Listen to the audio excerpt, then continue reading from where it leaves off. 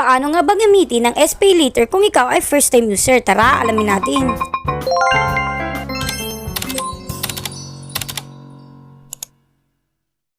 Ito na nga, ito yung part 3 ng aking journey para sa SPayLater. Part 1 nito ay itong pag-activate ko ng SPayLater. Tapos ito naman yung part 2, itong na-approve ng aking SPayLater. Kung ngayong part 3, dahil meron na akong credit na 1,000, ay gagamitin na natin ito. Dapat talaga hindi namin ito i-activate, pero nga dahil sa naglalakihang voucher na ito, ay di na kami nagdalawang isip na i-activate ito. So pagpunta nyo sa Shopee, ay pwede na kayo mag-search agad or mag-scroll ng gusto nyo bilhin.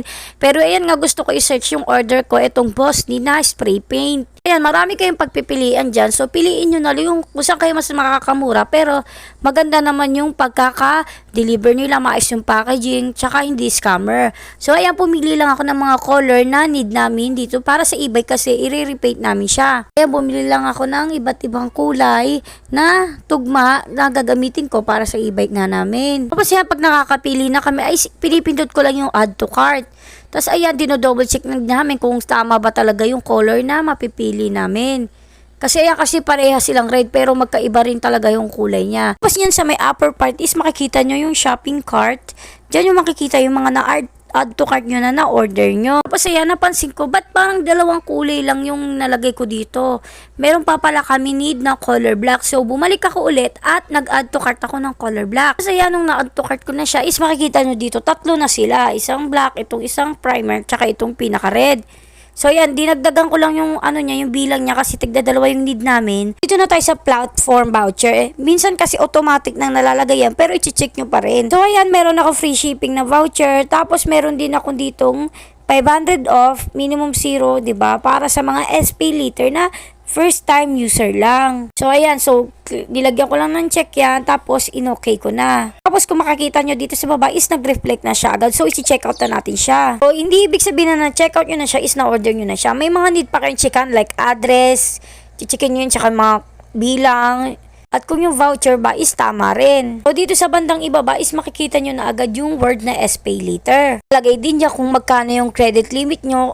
Kaya 1,000 sa akin kasi nga 1,000 yung credit limit lang na available sa akin. Pwede nyo bayaran ng SPayLater up to 12 months. Kaso nga dahil mababa lang yung amount na in-order ko, ay hanggang 3 months lang yung binigay sa akin na palugit ni Shopee. So, ayan, isang 1 month to pay, tsaka isang 3 months to pay. So, yung pinili ko ay 3 months to pay. Tapos, ayan, sa pinakababa is makikita nyo rin yung mga payment details ng aking in-order. Ayan, yung subtotal, tapos yung shipping discount, tsaka yung voucher discount. Kaya, total payment ko na lang ay 40 pesos. So, ayan, i-place order na natin at gagamitin ko ang pambayad ang aking SPayLater. Kaya, mga blurred dyan or naka-black kasi nga, nag-enter na ako niya ng aking password at PIN password dito sa SPayLater. Yung 6-digit na password yun para sa SPayLater ha. Tapos kung i-enter nga yung PIN ko, ganito yung lumabas itong payment pending. Sabi dito na need pa daw i-check ni Shopee kung pasok nga daw sa credit limit ko yung inutang ko. So ang nangyari dito is nag-waiting game talaga ako. So ayan, dito yung siya makikita sa to pay. Dahil nga hindi pa nga siya na-approve ni Shopee Pay or ni Shopee, kaya sa to pay pa lang siya lalabas. So ayan, nag-antay lang ako.